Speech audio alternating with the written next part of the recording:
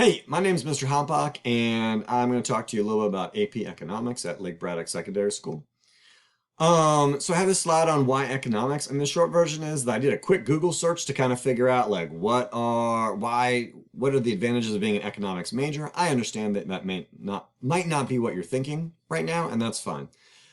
But the idea is that like you're getting from an economics major, you're getting data analysis skills, you're getting quantitative reasoning, critical thinking, and like how markets work, knowledge on how markets work. And those are skills that employers are looking for.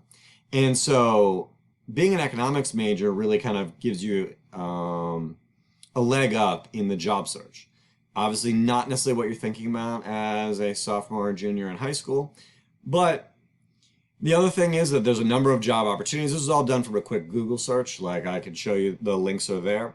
And yes, there are business applications to economics, like whether it's a requirement if you want to study business, financial analyst, supply chain analyst, and like tech companies are really interested in data scientists. And basically, if you're an econ major, then you would, you have worked with a lot of data to become a data scientist. But it's not limited to for-profit applications. There's any number of like policy research that economists do. And so whether that's education research, environmental research, just general government policies, transportation, economic inequality, unemployment, like all of these different policies, all this different research can be done. So like you might say, hey, I really am interested in environmental policies, but having doubling up with economics and environmental policy allows you a lot more, an easier ability to get a job and be able to apply it to a lot more background knowledge. Not to mention that these jobs are going to pay more if you have an economics degree to go along with it. All right. So basically in AP Economics, we cover two topics, microeconomics for about half the year and macroeconomics for half the year. Microeconomics is the study of incentives, like why did you bother going to school today? Or maybe you didn't.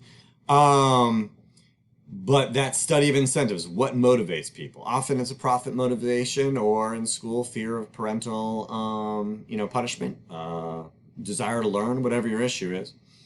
And then markets, like we learn about like the basics of markets, whether that's supply and demand, but then also different types of market structures. Like the market for apples, no one really cares as long as you want, like I personally like opal apples. So I don't care if my opal apple is grown in New York or Virginia. I don't care the name of the orchard as much as I want it to taste like an opal apple. And that's called perfect competition. There are other types of markets like monopoly, where only one company sells things, and you've studied that before.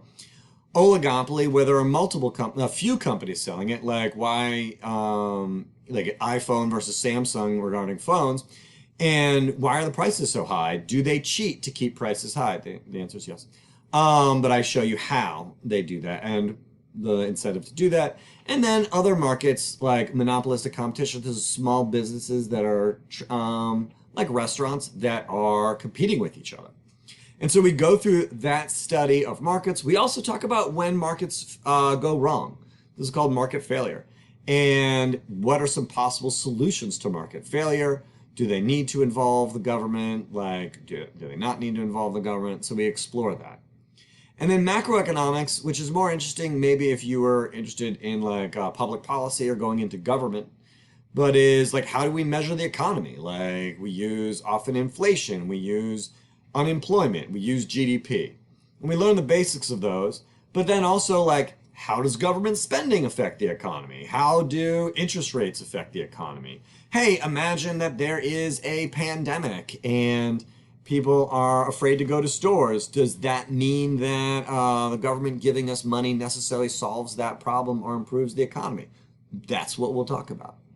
So those are just kind of like the basics of micro and macro. Micro is like if you're going into business, this is what like you would need to be able to do. This is the course that you would end up taking. This would be the college required course, excuse me. Macroeconomics, this is more about like government and public policy. So why AP Economics at Lake Braddock? Well, I mean, yes, you get 6 credits of college coursework because there is a AP Micro test and an AP Macro test. But I think the big difference is that there is a small setting. There will be like 32, maybe fewer, of you in a class as opposed to a large lecture of 200 to 300 students. That makes a big difference. You're able to ask for help. You are able to, like, I am teaching so that everyone gets it. There is minimal math requirements. Like you need to be able to find, I don't know, the area of a triangle, 1/2 base times height, and a rectangle, base times height. Beyond that, it's Algebra 1. So that's all that is needed. It also fulfills the EPF requirement to graduate. So that means that you do not need to take EPF. You could take AP Economics instead. We work really hard to be a reasonable workload. We have no delusion that this is your top concern. This is your most important AP class. We are trying to get the work done in class. There's minimal writing. This is not like a social studies essay question, class. There are a couple writing assignments, but they're minimal. And no one comes in with really any background knowledge. Like this is a class in which people have never studied before. So I think that it works. So the way we structure it at Lake Braddock is that you have about a 10 to 15 minute video for homework.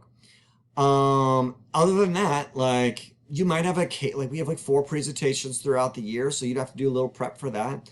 We have a few additional articles or like radio stories that you would do a brief write-up on. But beyond that, that's the homework. The simulations and the problem sets are done in class. The project-based learning is done in class, minus some presentation prep that you would have to practice on your own. Not everyone learns this material at the same pace. Like everyone comes in with zero knowledge, but some people learn it more quickly. My goal is to get everyone through the class to understand and to be able to pass the AP exams. So second chance tests are up to 100%. Why? Because I want you to get it. I want you to, like if you don't get it when I give the first chance test, I want you to get it later because that's the whole point. That's like what teaching is. We have flexible policies. That means like you're late or behind or overwhelmed, like we will work with you. Why? Because we want you to get it and we understand that you have other classes that are hard. Lastly, student requirements. Like there aren't very many. The class can be confusing, but it doesn't mean that you have to stay confused. So it's a willingness to try to work through even being confused because it happens to all of us. You'll watch me be in front of class, get myself confused. It happens every year. Self-advocacy, just like, hey, I don't understand this, or talking to me after class, could we go over this concept? Because again, it's confusing, but if you're willing to ask for help, that is my entire job. And that's what I want to do. You need an interest in the outside world. If you are really just focused on like Lake Braddock and like getting through school and you're not interested in, you're not interested in how businesses or how the outside world works, you're not interested in, like job opportunities, like by all means, don't take this course. I fully respect that, position, and you might come back and change that like in college. But for now, I look forward to seeing some of you next year. All right. Thanks so much for the time.